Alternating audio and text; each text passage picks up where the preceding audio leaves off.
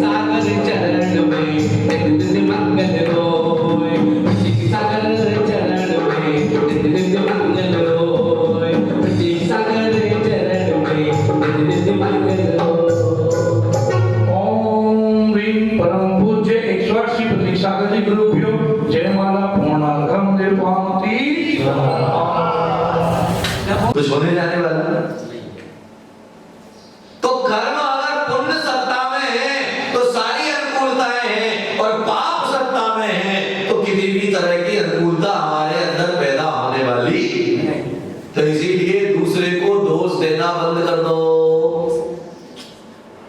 दूसरे को भला बुरा कहना बंद कर दो कि भैया जो कुछ हो रहा है उसकी वजह से हो रहा है। नहीं भाई, वह तो केवल एक निमित्त है, लेकिन करता तो तुम्हारा कर्म है। आज मैंने तुम्हें आशीर्वाद दिया, तुम्हारा काम हो गया, किसकी वजह से? शांत कुमार, किसकी वजह से? महाराज की वजह से नहीं हुआ। तुम्हारा पुण्य जागना था और मेरा आशीर्वाद आना था।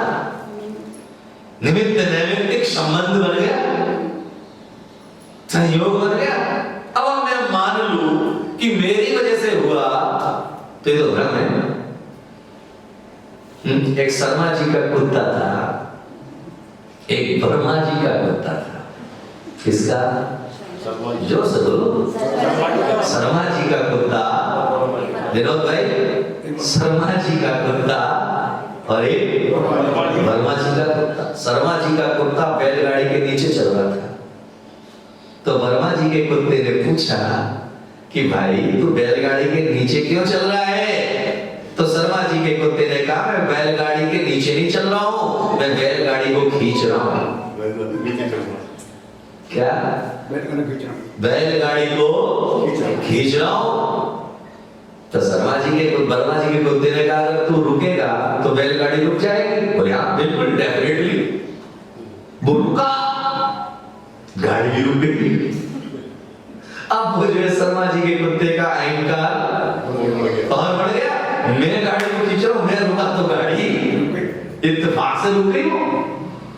तो शर्मा जी के कुत्ते ने कहा, अगर तू चलेगा तो गाड़ी चल जाएगी, डेफिनेटली। वो चला, गाड़ी चल पड़ी। इसका मतलब क्या है?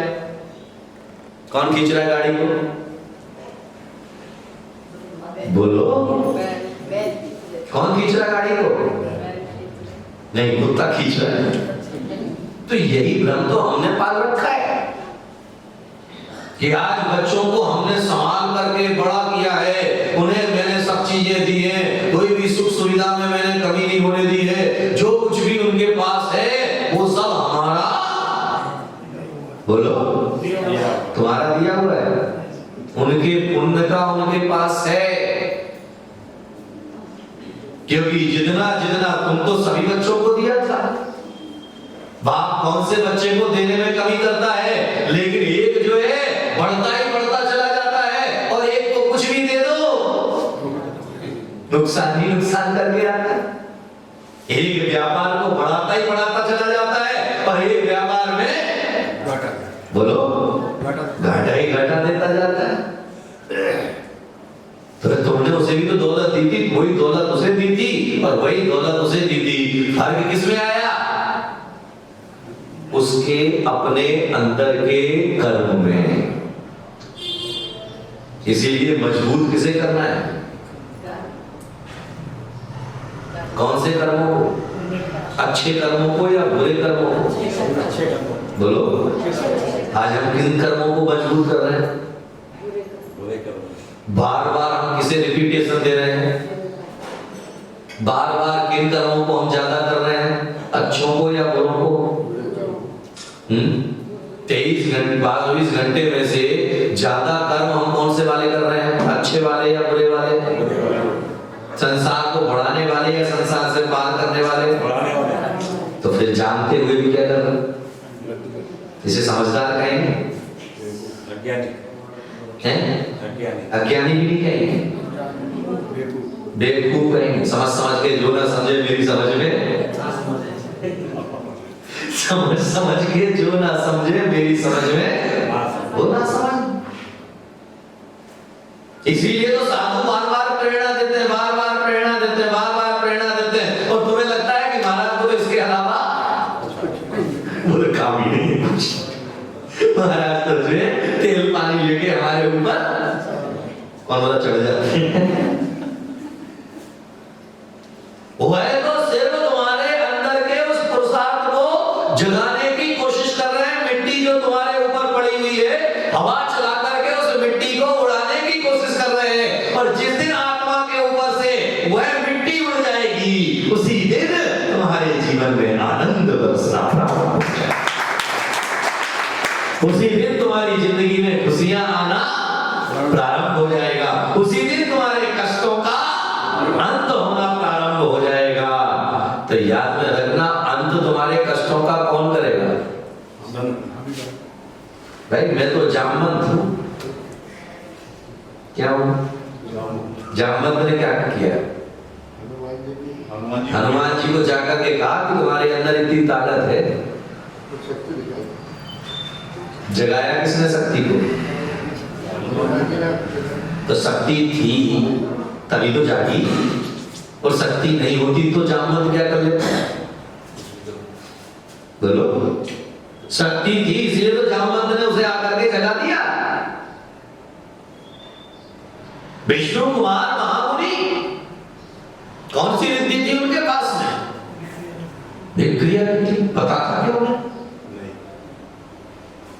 लेकिन पुष्पदंत क्षुल्लक ने आकर के उन्हें एहसास कराया कि प्रभु तुम्हारे पास ऐसी रिद्धि है कि जो अकंपनाचार्य आदि 700 मुनियों के ऊपर उपसर्ग आया है उसे तुम मिटा सकते हो।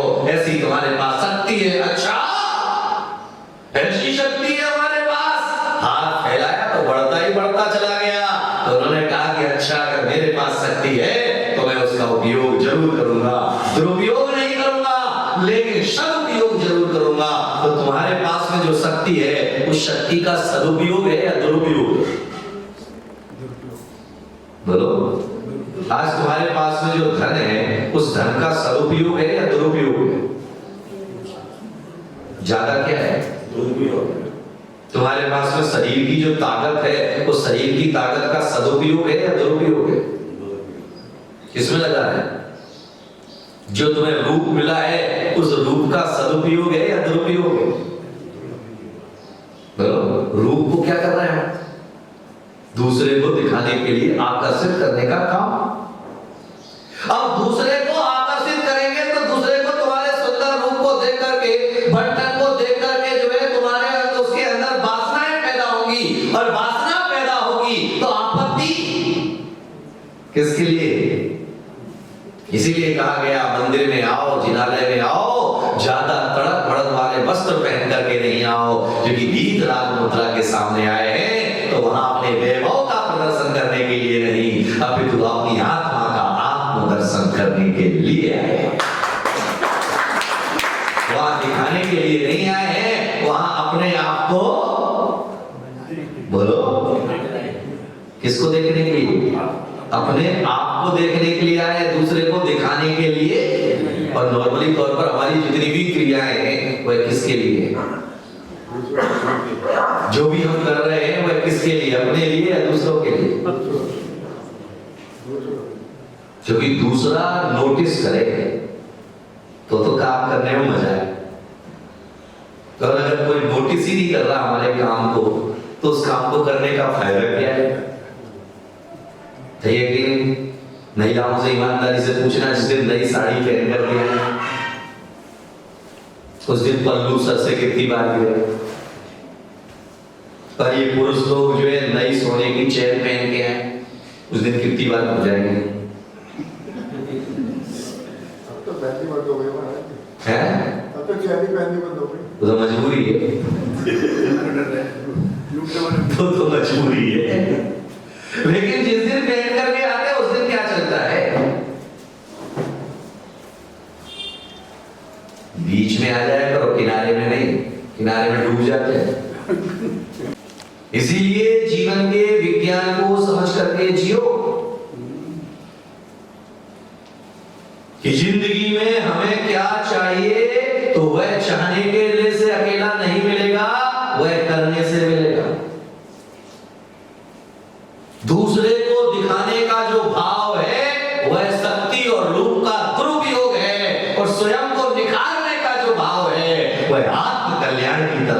जाने वाला भाव।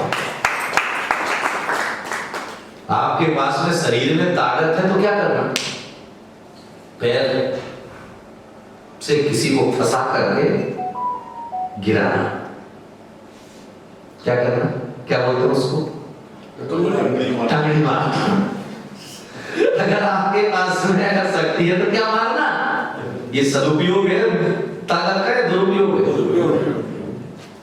लेकिन अगर आपके पास में ताकत है तो चल करके अपने पैरों से चल करके सिद्ध क्षेत्र अतिशय क्षेत्र की वंदना करना, ये शक्ति का दुरुपयोग है या सदुपयोग?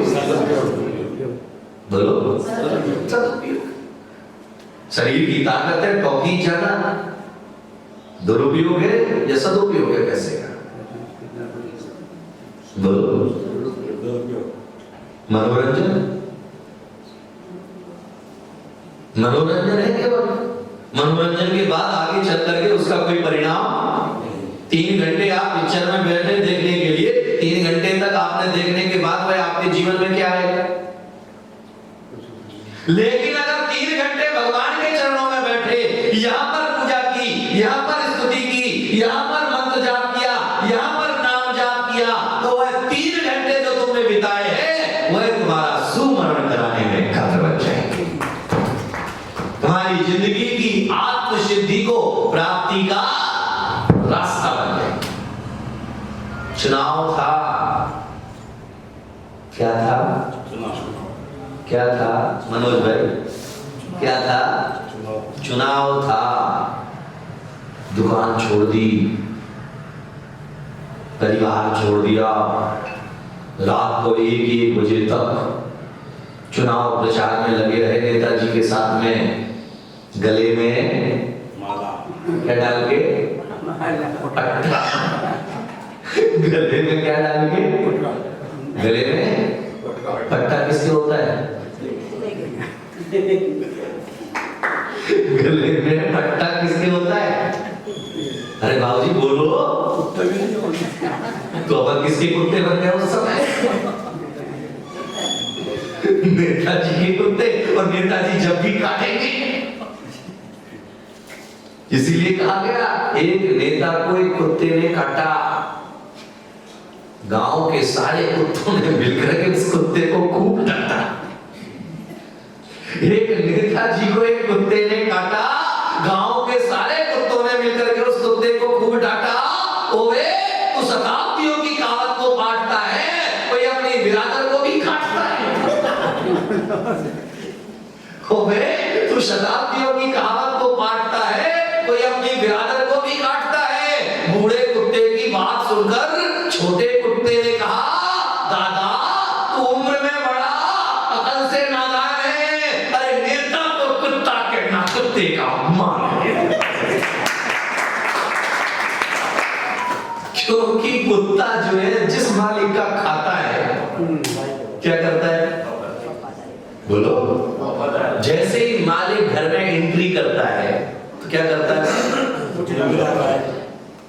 दौड़ के आता है गेट पर। बोलो, आकर के क्या करता है? हाँ, क्या चाहता है? पैर सीधा चरणों में पड़ता है तुम्हारे। बोलो, लेकिन नेताजी कहां पड़ेंगे? जिस बेटे के लिए तुमने इतनी दौड़ धूप की है वो कहां पड़ेगा? जिस परिवार के लिए तुमने इतनी मेहनत की है वह कहां पड़ेगा? बोलो,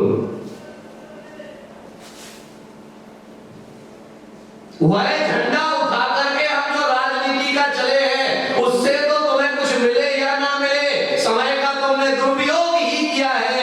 लेकिन धर्म का झंडा उठा करके चलोगे तो जीवन का उद्धार ही होगा और दूसरा कुछ नहीं होगा। पकड़े वो झंडा, लिख तो दे 108 झंडे, 108 झंडे उठा के चलेगा कौन? हमें तो चलना है पी। जहां कैमरा मैन दिखा, अरे भैया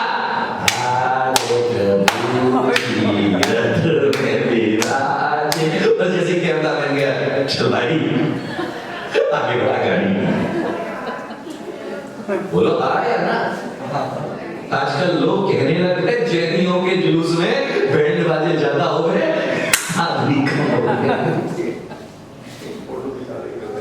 बोलो, बैंड बाजे ज्यादा हो गए और आदमी, लेकिन दूसरे समाजों में जब जुलूस निकलते हैं तो उनमें बैंड बाजे भी होते हैं और उनकी श्रद्धा भी झलकती हुई वहां दिखाई देती है। शोभा का इससे बैंड बाजों से, तुम्हारे जो पैदल चल रहे हो उससे शोभा है, तुम जो जयकारा लगाते हुए चल रहे हो उससे शोभा है, जो झंडा लेकर के चल रहे हो उससे झंडे वाली शोभा है। याद में रखना, देश की आजादी के लिए देश के तिरंगे को उठाकर चलना, देश का गौरव बढ़ाना है और धर्म का झंडा उठा करके चलना, ये धर्मात्मा का स्वभाव गौरव दिखाना है। झंडा निकलना पकड़ के चलने में शर्म नहीं आना चाहिए। कई बार मैं विहार करता हूं, जो पहली बार झंडा पकड़ लेता है लास्ट तक उससे कोई पूछता नहीं कि तू झंडा दे दे मेरे को। पकड़े रहे भाई, लगा रहे, बोलो हाँ या ना।